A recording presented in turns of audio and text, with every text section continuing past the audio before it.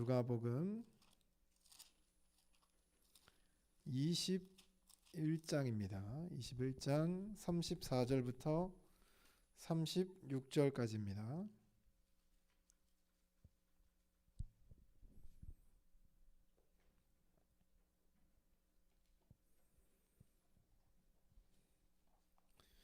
누가복음 21장 34절부터 36절까지 우리 함께 읽도록 하겠습니다. 너희는 스스로 조심하라. 그렇지 않으면 방탕함과 술 취함과 생활의 염려로 마음이 둔하여지고 뜻밖의 그날이 덫과 같이 너희에게 임하리라. 이날은 온 지구상에 거하는 모든 사람에게 임하리라. 이러므로 너희는 장차 올 이 모든 일을 능히 피하고 인자 앞에 서도록 항상 기도하며 깨어있으라 하시니라. 아멘. 할렐루야. 우리 옆 사람과 한번 인사해 볼까요? 이 자리에 오신 것을 환영합니다.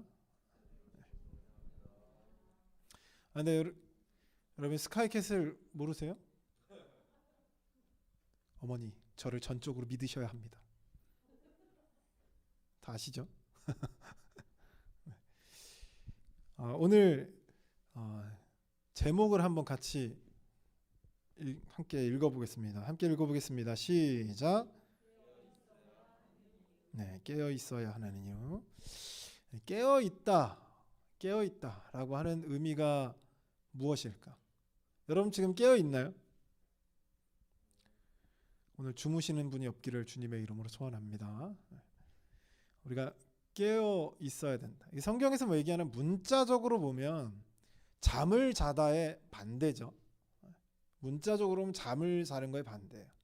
그럼 성경에서 얘기하는 너희가 깨어 있어라, 항상 깨어 있어라라고 얘기하는데 항상 24시간 깨어 있어야 되는 거예요. 여러분 24시간 한 3일만 지나도 여러분 거의 고문이죠. 자지 않을 수가 없어요, 사람이. 문자적으로 이것이 잠을 자지 말라라는 얘기는 아닐 거예요. 그럼 성경에서 예수 그리스도께서 우리에게 얘기하셨던 깨어 있어라 라고 하는 말이 무엇일까? 우리가 한 가지 예를 좀 살펴보면 이것이 무슨 의미인지가 좀 깨달았습니다. 예수님께서 감난산 이제 기도를 하러 가실 때 마지막 잡히시기 전에 제자들을 데리고 기도하러 가셨어요. 세베대의 두 아들과 베드로를 데리고 기도하러 가셨습니다. 아마 이 세 사람이 예수님이 생각했을 때 가장 가깝고 가장 예수님의 뜻을 잘 알고 있었고 어떻게 보면 예수님의 제자들 중에 으뜸이라고 할 수 있는 세 사람일 거예요. 이 세 사람을 끌고 예수님께서 기도하러 가셨습니다. 왜냐하면 예수님은 당연히 이 다음에 예수님이 바로 잡히셔서 십자가에 달리실 것을 알고 계셨기 때문이죠. 그래서 어떻게까지 기도하냐면 땀방울이 핏방울처럼 변할 정도로 기도를 합니다. 제가 이게 말이 안 되는 표현이라고 생각했는데 실질적으로 사람이 눈물도 그렇고요, 땀도 그렇고 어떤 충격적인 사건에 의해서 이 색깔이 변한다라고 하더라고요. 예수님은 굉장히 그냥 대충 기도한 게 아니라 정말 처절하게 기도했던 거죠.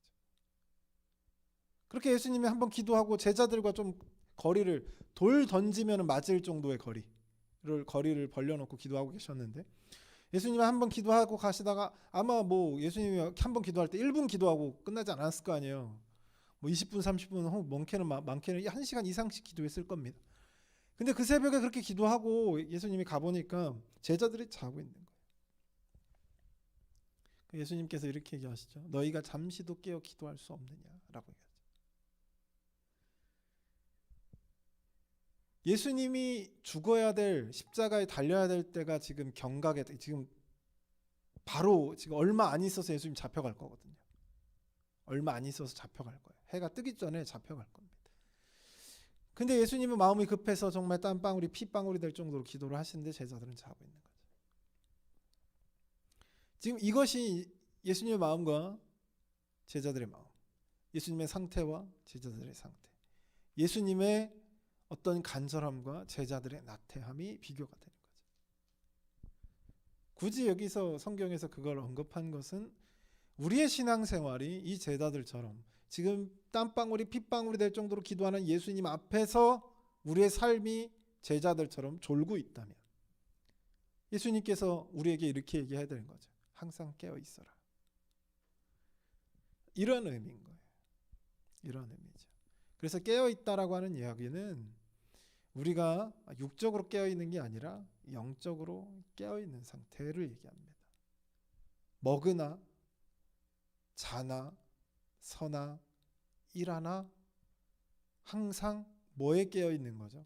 하나님 앞에서 깨어 있는 거죠. 그래서 항상 깨어 있다라는 의미가 이거예요. 그래서 항상 깨어 있는 사람들은 어느 날을 바라보면서 사냐면 우리 10년 후에 내 삶을 위해서 살아가는 게 아니라 5년 후에 내 재산을 위해서 살아가는 것이 아니라 내가 죽고 난 이후에 살아갈 영원한 세상을 위해서 살아가는 거예요. 그것이 깨어있는 사람인 거죠. 오늘 이 21장 전체의 내용을 쭉 이야기하다 보면 예수님께서 뭘 먼저 얘기하냐면 예루살렘의 멸망을 이야기합니다. 우리가 알고 있는 것처럼 이스라엘 백성들이 로마로부터 독립전쟁을 해요. 독립전쟁을 하지만 너무나도 잘 알고 있는 것처럼 실패하죠. 그때 로마가 예루살렘을 완전히 무너뜨려 버립니다. 완전히 무너뜨려 버려요. 지금도 예루살렘이 어딘지를 몰라요. 지금도 그래가지고 지금 갑자기 기억이 안 나네. 지금 파키스탄하고 싸우고 있는 그 지역에 메카가 있죠. 성지가 있어요. 메카. 거기가 예루살렘 성전 땅이었다. 그래가지고 이스라엘이 쳐들어가겠다. 쳐들어가면 또 중동 전쟁이죠. 그 땅을 수복하겠다. 그래서 거룩한 성전 해가지고 전쟁을 한 번 준비한 적이 있었어요.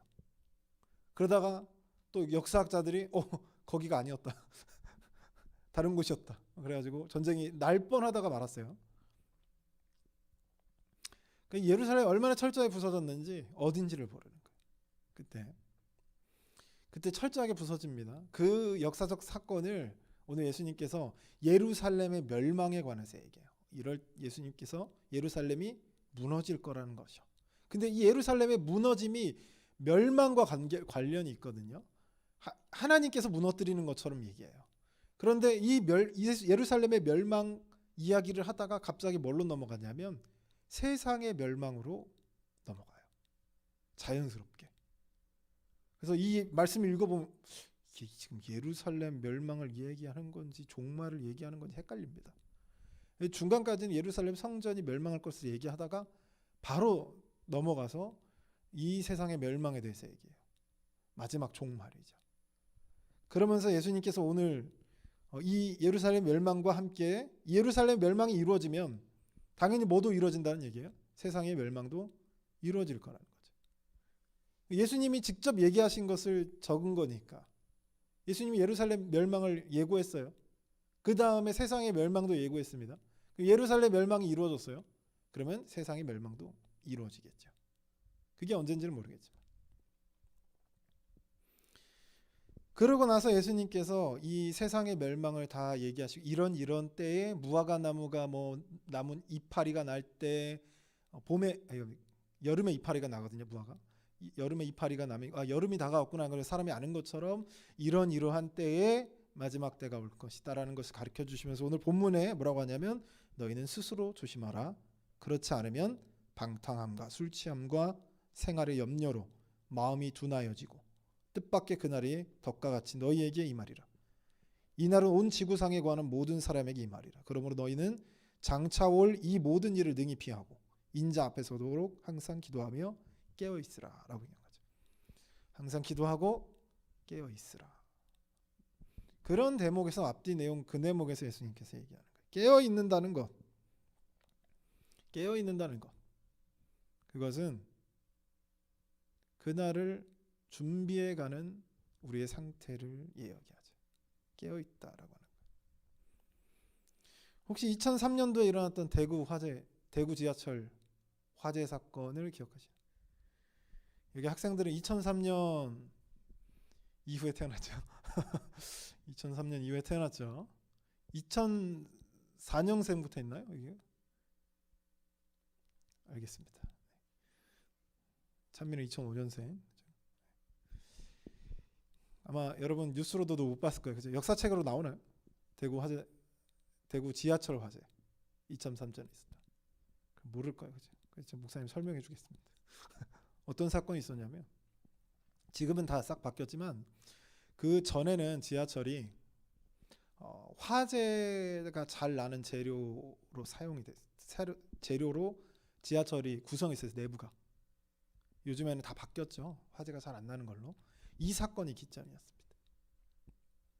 근데 참 슬픈 이야기인데 여기서 우리가 얻어갈 교훈이 있죠. 2003년 2월 18일 작은 사모님 생일입니다. 2월 18일. 그죠? 2003년 2월 18일 화재 사건이 일어나죠. 그 범인의 이름은 여러분이 검색해 보세요. 언급해도 되는지 안 되는지 제가 잘 모르니까. 근데 어떤 분이 이제 택시 운전기사였는데 우울증이 왔나 봐요. 우울증이 와서 나 혼자 죽으려고 하다가 나 혼자 죽기는 억울하다. 휘발유 한 통을 들고 지하철로 들어갑니다.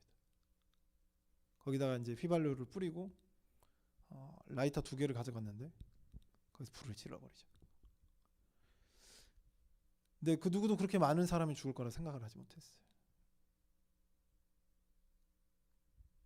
우리 그 최악의 세계 3대 사건 중에 하나입니다. 그 휘발유가 1097번 여기 지하철을 안 타본 분들은 없겠죠? 초등학생들 안 타본 학생들이 있어가지고 지하철이 번호가 다 있어요.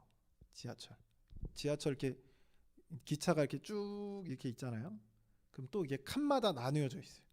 그래서 무슨 칸, 몇 번 칸, 몇 번 칸, 몇 번 칸, 몇 번 칸 이렇게 돼 있거든요. 근데 이 전체 이 기차에 번호가 있어요. 그게 1079번 열차였거든요. 대구에서 그 방화를 질렀던 지하철이 1079번의 열차에서 이제 달리고 있는 거죠. 대구역에서 이제 이렇게 달리고 다음 역으로 가고 있는데 거기서 불을 질러버린 거예요. 난리가 났죠. 막 불이 이제 지금은 내부가 불에 잘 안 타지만 옛날에는 그런 고급 재료를 쓰지 않았기 때문에 정말 잘 퍼졌던 거예요. 순식간에. 근데 이 문제는 거기 1079번 열차를 탔던 사람들은 거의 안 죽었어요. 그게 무슨 말인지 아시겠죠? 1079번에 탔던 사람들은 거의 안 죽었습니다. 거의 안 죽기 아니라 안 죽고 거의 다치기만 했어요. 그러니까 막 지하철에 불이 나니까 그 열차에 불이 나니까 이제 난리가 난 거죠. 거기서 소동이 나서 뭐 빨리 탈출해야 돼서 역에 멈췄습니다. 역에 멈춰서 탈출을 했던 거예요. 그 1079번 열차의 탑승객들은 탈출을 시킨 거예요. 근데 이런 사건이 처음이다 보니까 기관장들과 그 역점에서 이 커뮤니케이션이 잘 안 돼가지고 빨리 다음 열차가 못 들어오게 해야 되는데 다음 열차인 1080번이 들어온 거예요.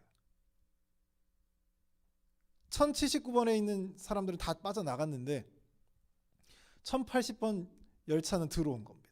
근데 들어오고 보니까 이게 삽시간에 연기가 퍼지잖아요. 삽시간 연기가 퍼지니까 이 열차장이 문을 이제 닫아버린 거죠. 연기가 들어오니까. 금방 잡힐 줄 알았던 모양이에요.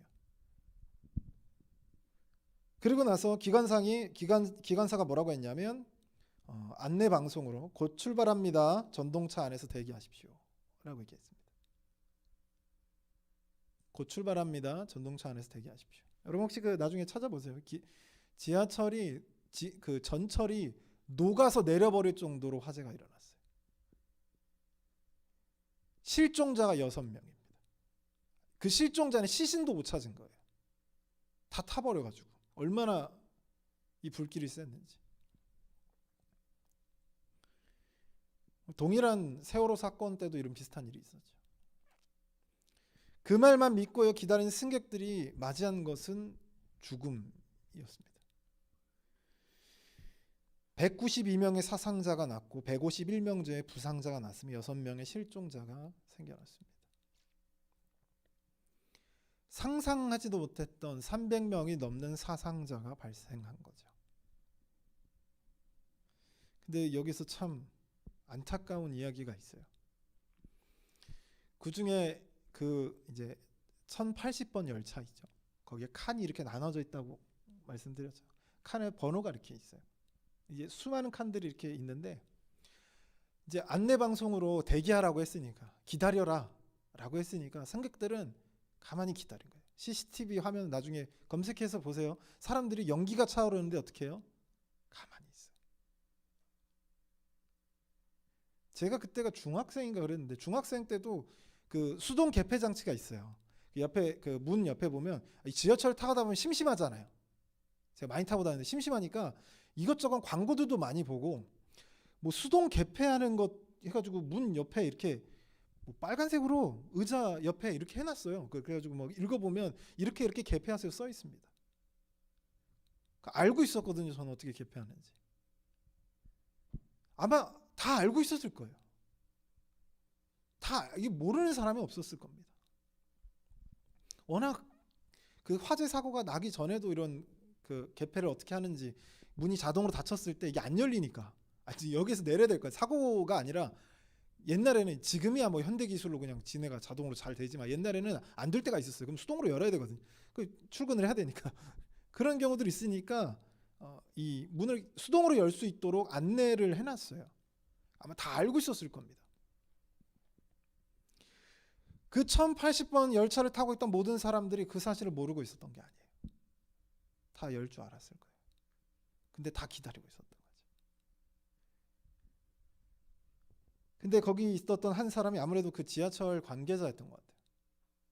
그 사람이 그 문을 수동으로 개폐를 하고 나간 거죠. 아무래도 그 상황을 보려고 나간 것 같아요. 연기가 너무 차오르니까 이게 무슨 상황인지 알려고 자기 먼저 나가서 상황을 보러 간 것 같아요. 한 명이 나갔는데 분위기가 어땠을까요?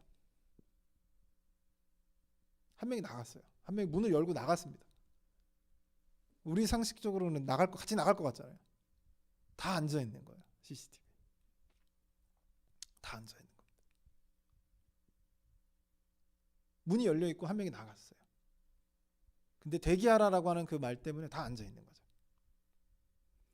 그러다가 두 번째 사람이 한참을 살펴보더니 너무 이제 연기가 많이 차오르니까 한참을 살펴 두 번째 사람이 되래. 그래도 사람들이 움직이지 않습니다. 세 번째 사람이 눈치를 살피면서 내리자마자 사람들이 우르르 몰려 나가기 시작하는 거죠. 첫 번째 나갔던 그 사람이 이제 대피를 하라고 막 사람들에게 소리쳤던 것 같아요. 근데 이미 연기가 가득 차 있었고 사람들은 패닉에 빠져 있었죠. 수동으로 개폐해서 그렇게 빠져나간 그 칸을 제외한 나머지 사람들 191명은 그곳에서 죽었습니다. 화재는 1079번에서 났어요. 근데 죽은 사람은 1080번 열차에서 죽임을 당했죠.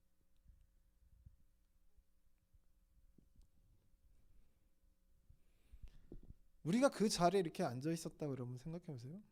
이상하다고 느끼는 단 한 사람 있어야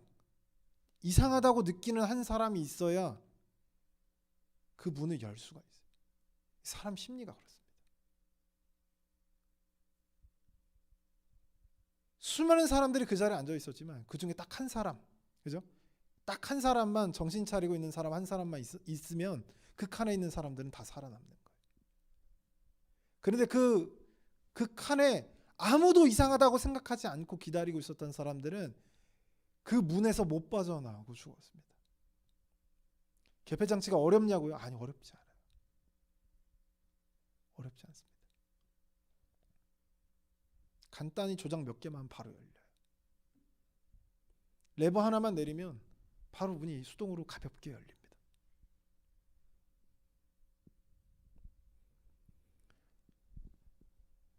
한 사람의 행동, 한 사람이 이상하다 생각해서 행동을 했을 때 그 칸에 있던 모든 사람들은 살았죠. 가만히 앉아있던 모든 사람들은 그 자리에서 죽었습니다. 뭘 얘기하냐? 왜 이 이야기를 하냐면 우리 그리스도인은 이상하다라고 느껴야 된다는 거죠. 여러분 지금 시대라고 하는 열차에 타고 계시잖아요. 이상하면 어때야 돼요? 이상하면 어때야 되죠? 뛰어내려야죠. 아무리 빨리 가고 있어도.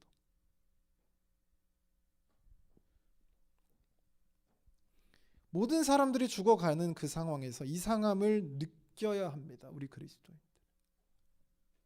그 죽음의 길에서 벗어날 용기가 있어야 된다는 거죠. 이게 쉬워 보이는데 아무나 할 수 있는 행동이 아니에요.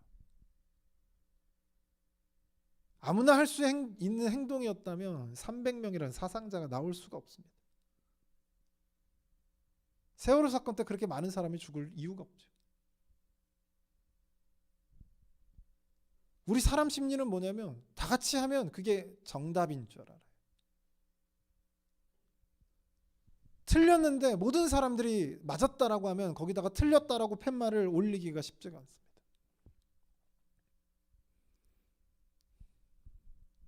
종교개혁 시대 때, 지금으로부터 500년 전 종교개혁 시대 때 로마 카톨릭이 루터도 신부였습니다. 로마 카톨릭의 신부에 소속되어 있는 사람이에요. 로마 카톨릭에 소속되어 있는 사람입니다.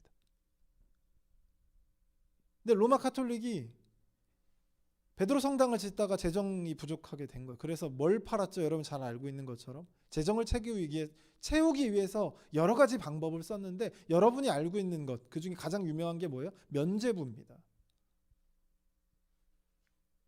사람을 때렸어요. 500만 원 내면은 용서해 주는 거예요. 얼마나 많은 수입이 거쳤겠어요. 당시에는 성경이 신부들의 전유물이었어요. 라틴어로 돼 있었기 때문에 지금 뭐 여러분 한글 성경으로 다 여러분 보잖아요. 보고 계시죠? 보고 계시죠? 네. 그때는 라틴어로 돼 있어가지고 사람들이 읽을 수가 없어요. 암호예요, 암호. 신부가 해석을 해주지 않는 이상 알 수가 없습니다. 라틴어 쓰는 언어 아니에요? 아니에요, 쓰는 언어 아닙니다. 학문하는 사람들만 썼던 언어예요. 어느 나라에서 쓰는 언어가 아니에요. 사어, 죽은 언어입니다. 지금으로 따지면 헬라어 아무도 안 쓰죠 지금.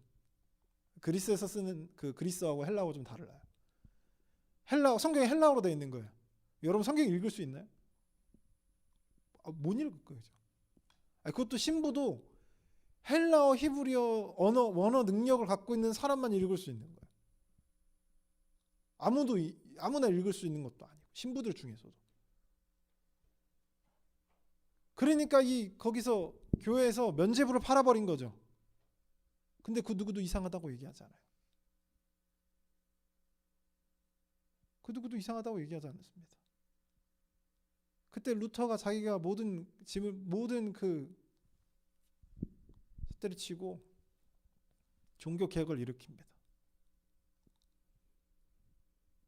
그 주변에 그 엄청난 신부들이 있었을 거 아니에요.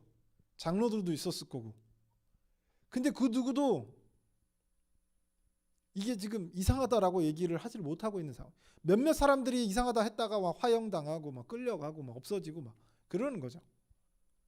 루터가 총대를 메고 방방문을 딱 붙이고 나서 종교개혁 운동을 시작했을 때 곳곳에서 이상하지만 목소리를 내지 못했던 모든 사람들이 함께 목소리를 내기 시작합니다.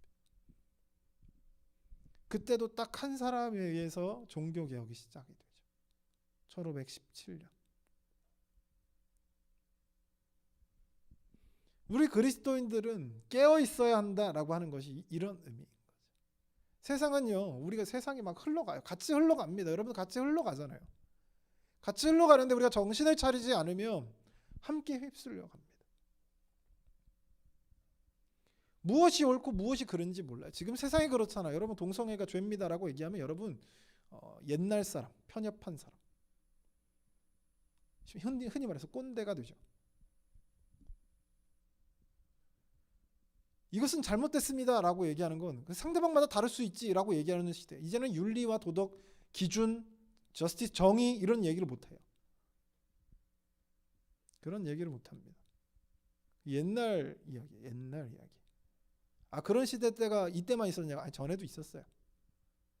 역사는 돌고 도니까요. 우리 그리스도인들은요, 연기가 날 때 이상함을 느껴야 합니다.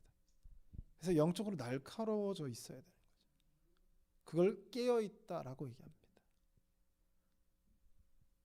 또 한 가지 독특한 것은 한 사람만 있어도 그 칸에 있던 모든 사람이 살더라라고 하는 거죠. 단 한 사람만 정신을 차리고 있으면 내 주변에 있는 사람이 살더라라고 하는 것이죠. 그런데 그 내 주변뿐만 아니라 내 주변의 모든 사람들이 함께 깨어있지 못하면 함께 어디로 가는지도 모르고 끌려가는 거죠. 단 한 사람만 있어도, 우리 그리스도인들 한 사람만 깨어 있어도요, 그 주변의 모든 사람들이 살 수 있다라고 하는 겁니다. 사랑하는 성도 여러분, 우리 그리스도인들을 예수님께서 뭐라고 표현했냐면, 어때야 되냐라고 표현했냐면, 너희들이 뱀처럼 지혜로워야 된다라고 표현했습니다. 동시에 비둘기처럼 순결하라고 얘기합니다. 세상을 꿰뚫어 볼 수 있는 통찰력을 가지되 순결하게 살아갈 용기가 있어야 되는 거죠. 세상을 꿰뚫어 봤더니 거짓말하면 편하게 살 수 있어요. 잠깐 남을 속이면 내가 이득을 봅니다. 큰 이득을 봐요. 알지만 순결하게 사는 것, 그 용기가 필요한 거죠. 하지만 세상이 어떻게 흘러가는 통찰력도 중요해요. 뱀처럼 지혜로워야 된다라고 표현한 거죠. 함께 영적으로 죽어가는 사람들이 아니라 함께 지옥으로 가는 열차 속에서 내가 어디로 가는지도 모르고 함께 타고 가는 사람들이 아니라, 그 열차가, 죽음으로 가는 그 열차가 아무리 빠르고 아무리 무섭게 달려간다 할지라도 그 속에서 뛰어내릴 수 있는 용기 있는 사람, 그 열차가 아니다라고 생각되는 순간 그 열차에서 뛰어내릴 수 있는 사람, 그러한 용기와 결단이 있는 사람만이 살 수 있더라라고 하는 거죠. 그래서 예수님께서 뭐라고 하시죠? 넓은 길로 가라라고 얘기하나요? 뭐라고 하냐면 좁고 협착한 길로 가라는 거예요. 좁은 길 있죠? 좁은 길. 보통 좁은 길은요, 길이 나 있는지 안 나 있는지도 잘 몰라요. 그리고 그 길로 가면, 여러분 도로 운전하니까 뭐 평평하지만 보통 사람 가는 길에 뭐 협착한 길이다라고 하는 건 무슨 길이 제대로 안 나 있는 거예요. 이게 길인지 아닌지도 모르는 길이죠. 그러면 거기 울퉁불퉁하고 발이 빠지고 막 이러는 거죠. 가는 것 자체가 힘이 드는 거예요. 같은 100m를 가더라도 그 협착한 길은 2배, 3배 더 힘이 드는 거죠. 그런데도 그것이 옳은 길이면 어떻게 해야 되는 거죠? 그걸로 가라는 거죠. 사랑하는 성도 여러분, 깨어있기를 주님의 이름으로 소원합니다. 우리의 삶이 깨어있지 못하면 우리도 그냥 그 자리에서 가만히 있다가 지옥으로 가는 열차 속에서 이게 어디로 가는지도 모르고 있다가 도착해보면 어디예요? 사망이죠. 하나님께서 아브라함에게 하셨던, 너희가 정령 죽으리라 했던 그 도착점에 도착해 있는 거예요. 그러면 바꿀 수가 없습니다. 예수님이 2000년 전에 이 땅에 왔어요. 사람들이 다 깨어 있었나요? 당시 시대가 뭐 그렇게 막 신앙적으로 막 무너져 있고 그런 시대가 아니었어요. 오히려 무너진 신앙이 다시 세워지는 단계였습니다. 바리새파도 그렇고 사두개파도 그렇고, 우리가 성경에는 잘 찾아볼 수 없지만 광야에서 외치는 자의 소리, 세례 요한이 대표적이죠. 그런 사람들은 에세네파였어요. 유명한 계파가, 개혁을 일으켰던 유명한 계파가 3계파입니다. 사두개파, 바리새파, 에세네파입니다. 에세네파는 완전히 세상과는 단절하고 광야에서 살아가는 거예요. 우리가 잘 알고 있는 수도승처럼. 바리새파는 세상과는 같이 섞여 살때 그곳에서 세상을 바꿔나가려고 노력했던 사람들. 아니, 그렇게 회복하려고 노력하던 시대에 예수님 오신 거라니까. 암담하고 암울했던 시대가 아니라, 근데도 예수님께서 뭐라고 하냐면 바리새인들한테 외식하는 자들아라고 얘기하죠. 맹인이 맹인을 이끌면 어떻게 되겠느냐라고 표현해요. 그들에게 구덩이에 빠지지 않겠느냐. 그렇게 노력하고 애쓰던 그 시대에 예수님께서 오셔서 하신 말이 깨어 있으라라고 하는 거죠. 그 시대 사람들은 자신들이 깨어 있는 줄 알았어요. 바리새파인들 자기가 깨어 있는 줄 알았습니다. 사두개인들은 자신이 정신 차리고 있는 줄 알았어요. 근데 예수님께서 공통적으로 하신 말이 뭐 특정 세력한테 얘기한 게 아니에요. 다 모두에게 뭐라고 얘기하냐면 깨어 있으라는 거죠. 그날이 가까이 왔다라고 합니다.